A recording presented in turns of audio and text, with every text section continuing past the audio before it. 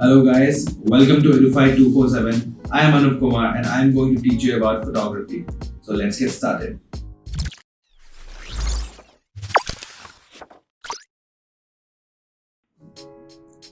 So ये जो lenses रखे हुए हैं यहाँ पे, तो इसको देख के तो आप समझ गए होंगे कि आज जो हम सीखने वाले हैं वो है लेंस के बारे में और कौन सा लेंस का क्या यूज होता है। और सारे फोटोग्राफर्स का एक क्वेश्चन हमेशा रहता है कि जब हम एक कैमरा नया ले रहे हैं तो उसके साथ हमें कौन सा लेंस लेना चाहिए। तो उस क्वेश्चन का भी जवाब मैं इसी वीडियो में दूंगा।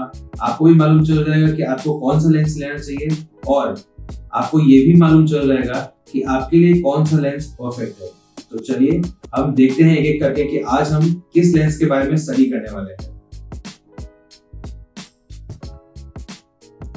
तो आज हम सीखने जा रहे हैं स्टैंडर्ड लेंस के बारे में, then wide angle lens, then standard zoom lens जो टेलीफोटो लेंस के अंडर में आता है, fish eye lens and the last is macro lens.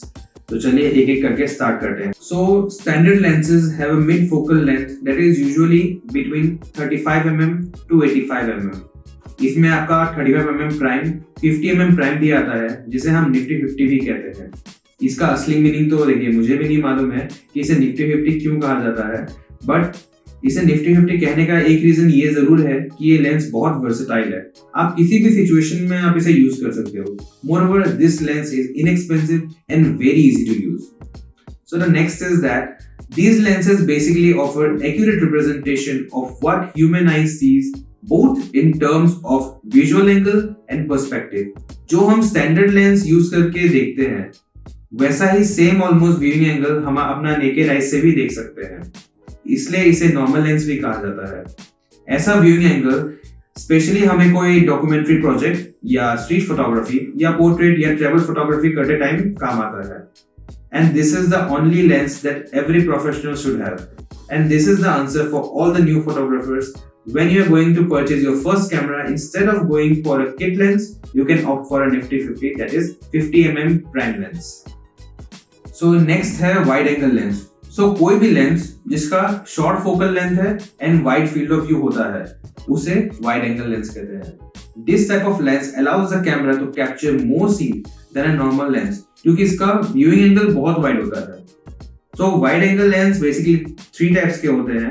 पहला है स्टैंडर्ड वाइड एंगल लेंस, दूसरा है वाइड एंगल लेंस एंड तीसरा है ultra wide angle lens. So standard wide angle lens का फोकल लेंथ 24 mm से 35 mm के बीच में होता है। देन आता है आपका वाइड एंगल लेंस जिसका 16 mm से 24 mm के बीच में होता है। And last is ultra wide angle lens जिसका फोकल लेंथ बिलो 16 mm होता है। अब इस टाइप के लेंस को बेसिकली आप लैंडस्केप शॉट्स या आर्किटेक्चरल या किसी बिल्डिंग का फोटोज लेने के टाइम काम आता है। सपोज आपको किसी एक रूम का फुल व्यू लेना है, देन ये लेंस काम आएगा। या कोई सीनरी है जिसका फुल व्यू आपको कैप्चर करना है तो उसके काम आएगा। सो next is telephoto lens. All the lenses that have a focal length greater than 85 mm is considered as a telephoto lens। अब ये lenses दूर के सब्जेक्ट को जूम करके with all the minor details click करने के काम आता है। अब टेलीफोटो लेंस के भी 3 टाइप्स होते हैं, that is short telephoto lens that is 85 mm to 135 mm, medium telephoto lens 135 mm to 300 mm and last is super telephoto lens that is above 300 mm। So short telephoto lenses are ideal for shooting only portraits and candidates। For example, you are in a wedding and you want to capture a moment without intruding too much। So उस time में क्या काम आएगा, उस time में आपका ये lens काम आएगा क्योंकि ये लेंस कॉम्पैक्ट है, बहुत लाइट वेट है एंड आप दूर से आप किसी का भी वो एक मोमेंट आप कैप्चर कर सकते हो। So next is medium telephoto lens। These type of lens are popular with action and sports photographers who can get quite close to the action। For example, sidelines में खड़े रह के जो फोटो क्लिक करना होता है। And the last is super telephoto lens। So these type of lenses is popular among wildlife, nature as well as the sports photographers who cannot get too close to the action। अब suppose आपको एक tiger का shot लेना है then आपको obviously इस type का lens use करना पड़ेगा क्योंकि आप ज़्यादा पास नहीं जा सकते हो। इस टाइप का लेंस का टेलीस्कोप जैसा मैग्निफिकेशन होता है जिसके वजह से एस्ट्रो फोटोग्राफी में भी बहुत ये काम आता है।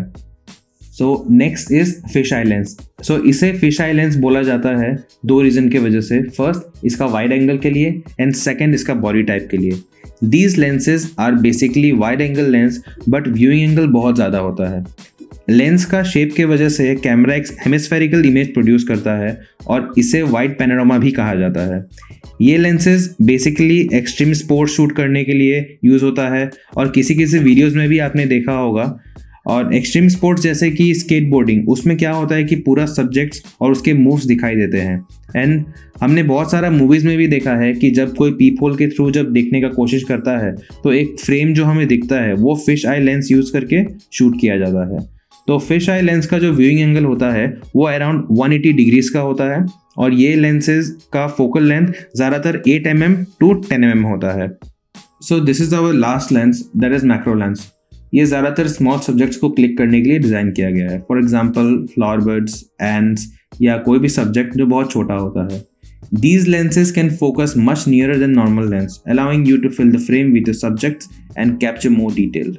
The most important property of macro lens is its magnification ratio, and it is also known as the reproduction ratio. So, the meaning of reproduction ratio is that how much the subject will be enlarged in the final image. A lens with 1:1 magnification is considered as a true macro. Most of the macro lenses have medium to long focal length, that is around 100 to 200 mm. So that's all on today's topic. I hope आपको ये video बहुत पसंद आया होगा ना, आपके लिए बहुत यूजफुल रहा होगा। अगर आपको ये वीडियो पसंद आया हो देन जरूर लाइक बटन पे क्लिक करना है। अगर आप नए हो इस चैनल पे देन जरूर सब्सक्राइब करना मेरे चैनल को एंड बेल आइकन को हिट करना सो दैट मैं जब भी नया वीडियो लेके आऊँ तो आपको नोटिफिकेशन मिल जाना चाहिए। And if you have any question regarding this topic feel free to drop your question in the comment section below. मैं अपने आने वाले वीडियो में उन सारे क्वेश्चन का आंसर करने का पूरा कोशिश करूंगा। Thank you so much for watching. See you in the next video.